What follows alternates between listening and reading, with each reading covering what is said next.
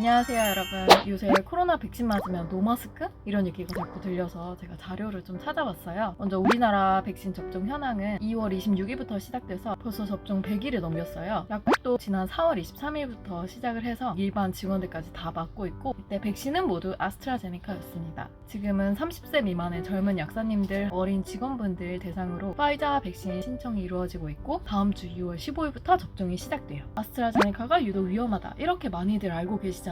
근데 코로나19 예방접종 후에 이상 반응으로 의심되어 신고된 사례예요. 6월 9일 0시 기준으로 총 38,242건. 다행히도 다른 예방접종을 맞았을 때 나타나는 흔한 이상 반응, 근육통, 두통, 발열, 오한, 메스꺼움 이런 사례가 94.8%로 대부분이었다는 거였어요. 상원 항체 반응이 일어나는 중에 급성 호흡곤란, 혈압 감소, 의식소실, 쇼크 이렇게 전신 알러지 반응이 나타나는 사례는 267건, 중환자실 입원, 생명위중, 연구장애, 후유증, 중대한 이상 반응이 1,515건, 사망은 222건이 신고되었습니다. 아스트라제네카의 접종 물량이 훨씬 많잖아요. 근데 사망을 포함해서 중대한 이상 반응 건수가 아스트라제네카랑 파이자랑 별 차이가 안 나고, 사망은 아스트라제네카가 77건인데 파이자는 145건이더라고요. 파이자 백신 맞으신 분들이 보통은 75세 이상의 고령, 고위험군이어서 그런 게 있겠지만, 지금까지 보고된 바로는 아스트라제네카는 위험하고 파이자는 안전하다 이렇게까지는 말할 수가 없을 것 같아요. 다만 이런 중대한 이상 반응이 나타날 확률보다는 질병에 대한 예방 효과가 그래도 크게 웃돌기 때문에 백신을 맞는 것이 더 이득이다, 이렇게 일관적으로 말하고 있죠.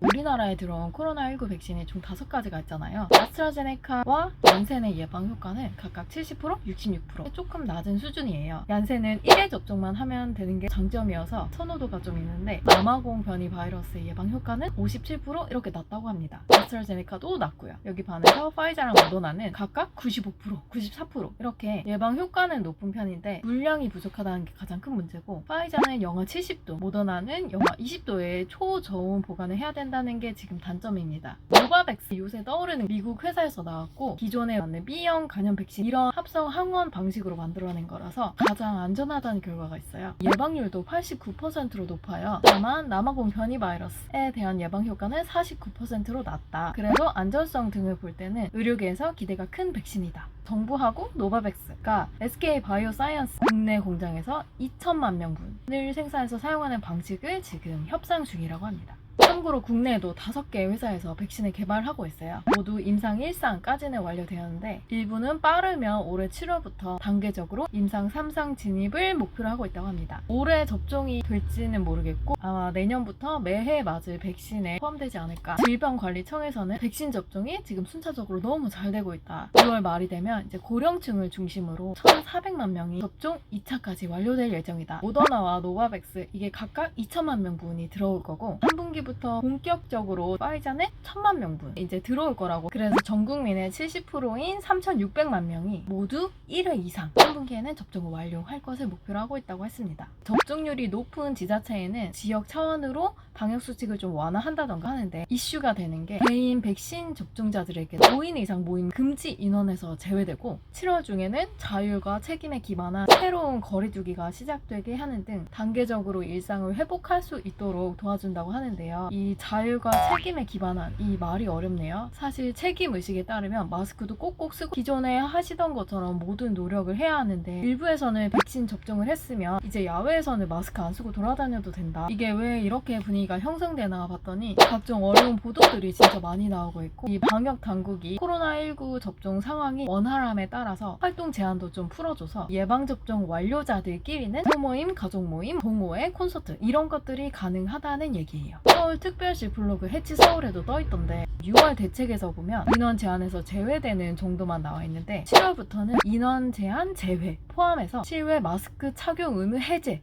이렇게 대놓고 써놨어요. 전국민 접종이 마무리될 12월 이후에는 실내에서도 마스크 착용 의무를 완화할 것이라고도 합니다. 그리고 바로 6월 8일에 방역 상황이 안정된 국가들 백신 접종을 완료한 사람들을 한해서 빠르면 7월부터 단체 여행을 허용하고, 출입국 진단검사에서 음성이 나오면 별도의 자가격리 없이 여행이 가능하게 할 것이라고 김부겸 국무총리님이 말하셨어요. 그런데 한간에는 이게 1차 접종률이 아직 낮은 수준이기 때문에 미접종자들을 회유하려는 목적은 아니냐, 이런 비판도 일고 있습니다. 그런데 백신을 맞았다고 해도 일단 올해는 마스크를 무조건 착용하고 다녀야 될 것 같아요. 벌써 백신 맞았다고 마스크를 안 쓰고 다니는 사람들이 있다고 하는데 인터넷에 봐도 이제 마스크 안 써도 돼요? 이런 글들이 진짜 엄청 많아요. 근데 안 되죠. 일단 변이 바이러스 대책도 없고요. 너무 성급한 것은 아닌지 점점 이렇게 야외에서 마스크 벗는 사람들이 많아지면 미접종자인 분들이 나도 뭐 벗으면 어때? 이런 식으로 노마스크 정책의 부작용이 일지는 않을까. 이건 먼저 미국에서 CDC는 이미 옛날 2월 8일에 코로나19 백신 접종자끼리는 마스크를 쓰지 않아도 되고 거리 두기가 불필요하다고 발표를 했거든요. 지금 미국은 한 반은 마스크를 썼고 반은 안 썼고 미국 내부나 하와이 여행객도 다 회복이 됐고 경제 수준도 90% 이상으로 다시 돌아왔다고 하죠. 그래서 우리나라도 그럼 마스크 안 써도 되는 거 아니냐 이런 얘기들이 이제 나오게 된 것 같아요. 그런데 이렇게 마스크 착용이 필요 없다고 단언하기 위해서는 해당 접종자가 더 이상 코로나19에 감염되지 않다거나 이를 전파할 위험이 없다는 게 증명이 돼야 되잖아요. 그런데 백신 맞았다고 예방 효과가 100%가 안 되죠. 국내에 도입된 코로나19 백신 중 지금 전 세계에서 개발 중인 어떤 백신도 100% 예방 효과를 보장하고 있지가 않죠. 파이자랑 모더나 백신이 그래도 높은 수준으로 이긴 하지만 WHO가 권고하는 임상 유효성 기준인 50%는 넘었기 때문에 유효한 백신으로 인정을 받은 것이지 이게 절대 방패의 역할을 해주지는 않는다는 거죠.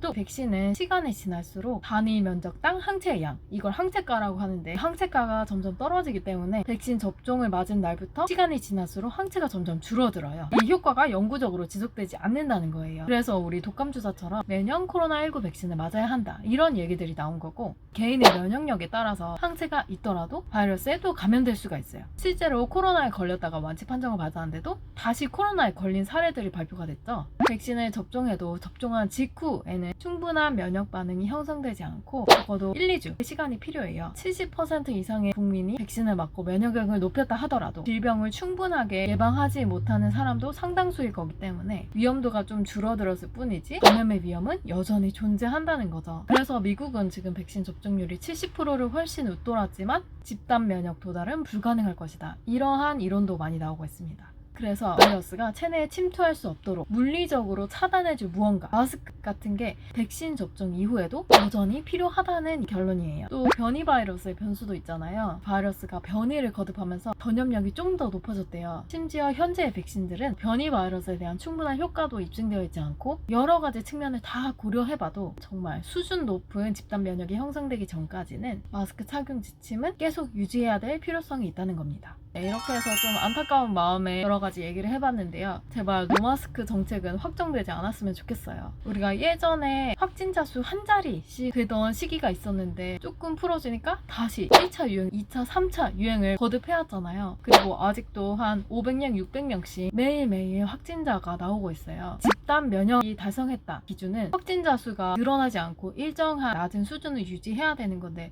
지금 우리나라는 전혀 안정적인 수준이 아닌 것 같은데 좀 답답한 마음에 물론 마스크 쓰는 거 힘든 거 알아요. 다들 답답하고 힘든 여름이에요. 그래도 모두를 위해서 한 번만 더 오늘은 말하다 보니까 좀 표정이 안 좋죠. 오늘 영상도 봐주셔서 감사합니다. 안녕히 계세요.